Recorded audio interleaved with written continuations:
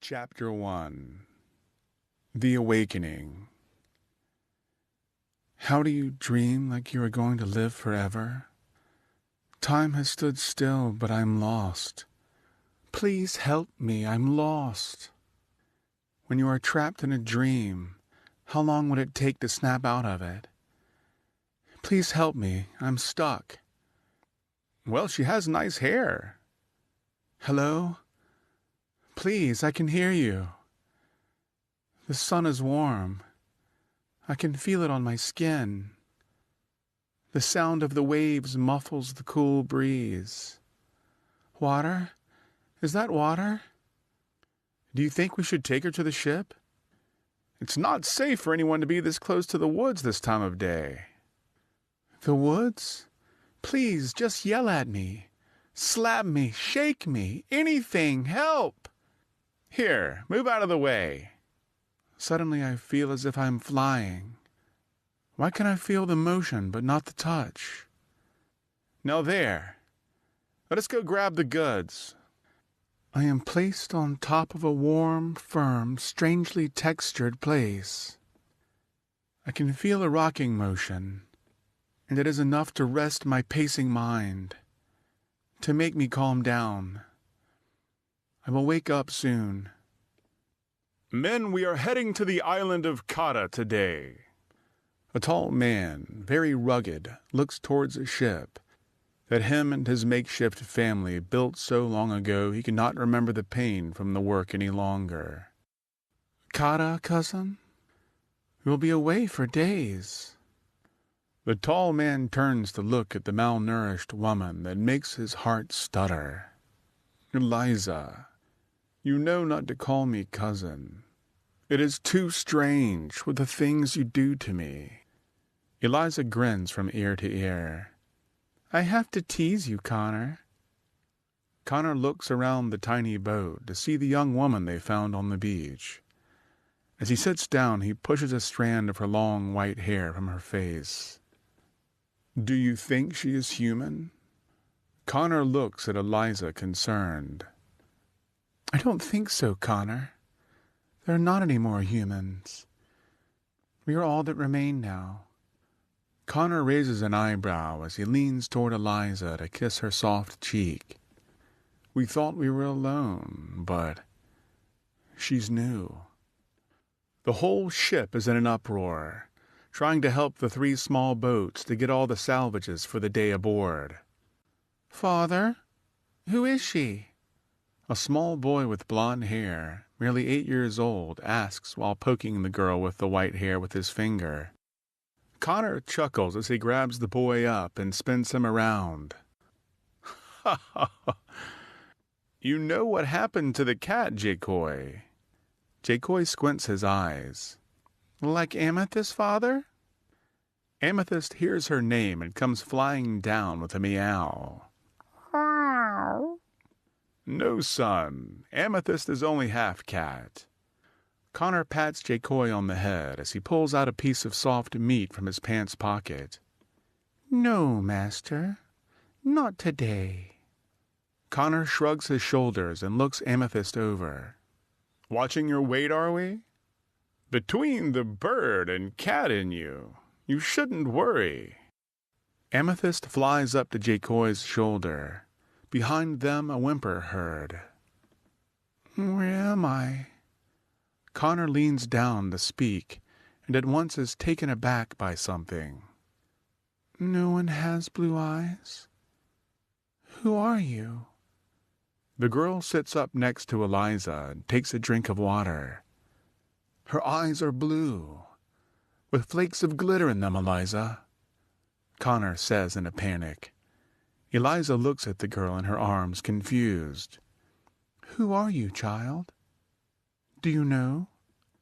The girl shakes her head lightly. I don't know. I'm tired. The girl automatically lays down as she falls asleep. Still shocked, Connor tries shaking the girl. Connor, stop that. She will wake again. Eliza looks at Connor angrily. I need to know what and who she is, Eliza. This could be bad. Chapter 2. Who is she? Take her to my room. Lay her on my bed. Watch her, Connor says in a growling tone as he waves two young men over. Eliza smiles and gets up from the deck. What do you think the blue eyes mean? Connor, still confused, looks over the side of the ship to see the last boat is being raised to meet with the ship's deck. I don't know, Eliza.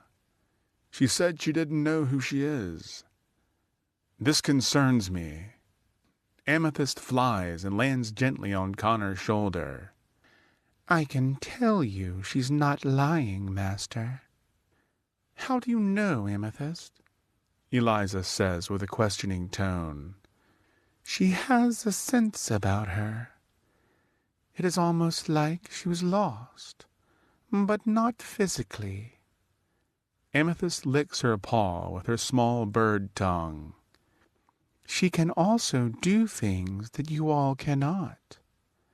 But what do I know? I am just a small catbird. Amethyst flies away to a tiny nest on one of the wooden seats on the top deck. Father, we are ready to set sail, Jay Coy yells from across the deck. Everyone, let us go. Connor gives the command, and the 50-plus men and women take over their duties. They hoist the sail, man the deck, and pull up the anchors. I am going to have a talk with this girl. Craven! Craven, a young man with a metal leg, rushes to Connor's side. Yes, Captain? Connor smiles. Steer the ship. I have business to attend to below deck. Without words, Craven walks to the helm as the metal clanking from his disability follows. He looks over the open ocean and feels proud. Connor reaches his door. It is big, heavy, red and wooden, with sculptures of fish and his name on the top. You can go.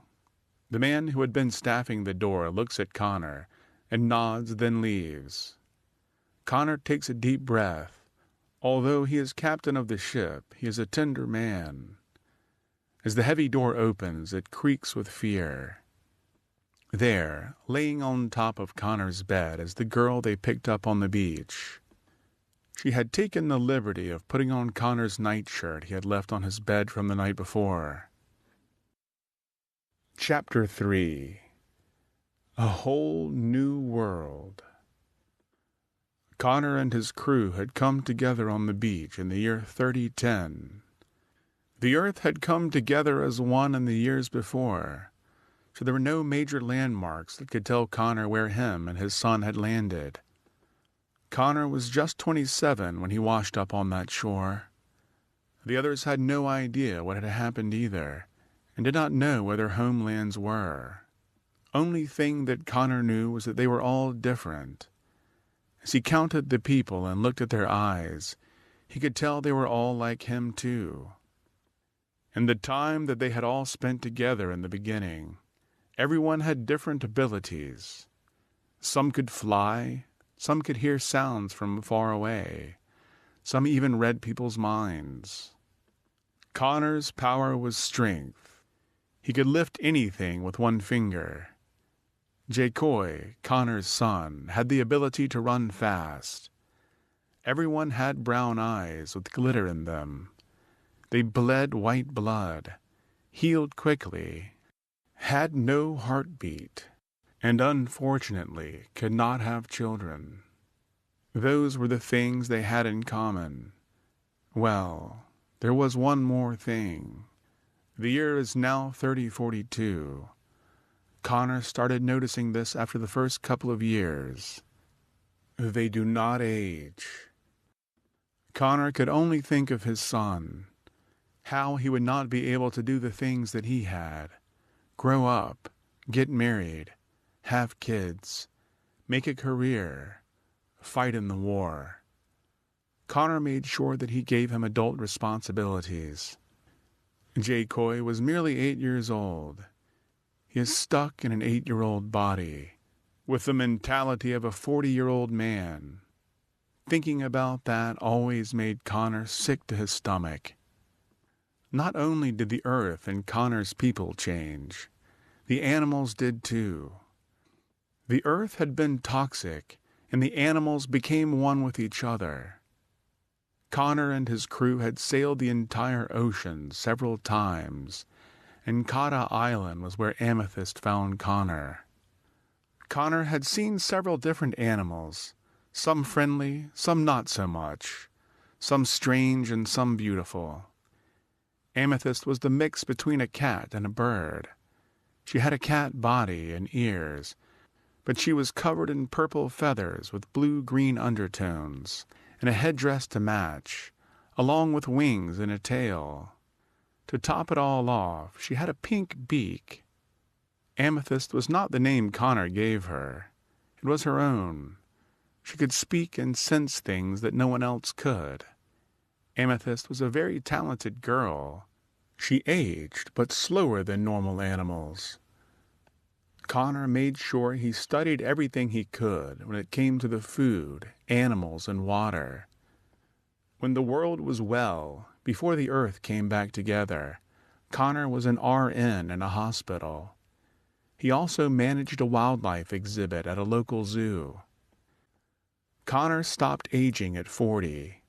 When he woke up next to his crew that day on the beach, he did not look the same. Dark brown hair and very stalky. Eliza had taken a liking to Connor. He could not resist her.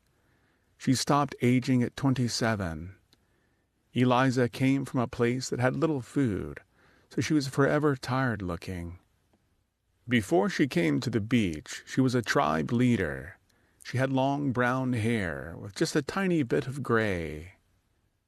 Everyone woke up different. Connor found out that there were healing powers in the ocean itself. Everyone that washed up on that beach had drowned, but because of them taking in so much water, the healing powers consumed them and turned them immortal. Kata was not just an island either. There was a stone there that was in the middle and led straight into the water. A healing stone. The Immortal Stone. Connor made his mind up to take a piece of it with him, to remind him of how things came to be. Chapter 4. The Rise of a New Leader. "Hello," the young girl says without opening her eyes. "I feel like you fear me. No need to be scared."